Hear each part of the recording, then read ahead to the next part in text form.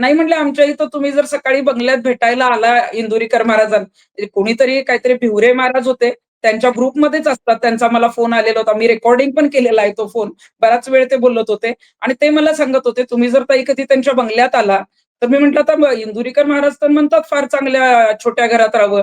त्यांचा तर फार मोठा बंगला आहे." नाही म्हटले, "मोठा बंगला नाही, तो बांधून दिलाय आम्ही.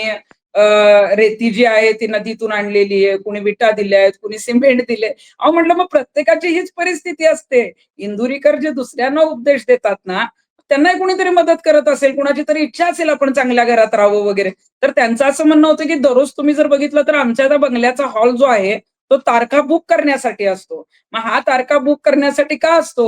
कारण तुम्ही जर बाजारू असाल, तुम्ही जर प्रत्येक रेट 51,000, 1,00,000, 1,51,000 असे जर रेट ठरवत असाल, तर तुमच्याकडे अशा पद्धतीची जी आहेत ती बिल्डर लोकं पैसे घेऊन, ॲडव्हान्स घेऊन तिथं लोक येत असतात आणि त्या पद्धतीने मी जेवढे इंदुरीकरांना ओळखते किंवा इंदुरीकरांचे कीर्तन जिथं-जिथं होतात, तिथं-तिथं मी विचारलं तर त्यांनी काय कुठलं फुकट कीर्तन केलेलं मी ऐकलेलं नाहीये.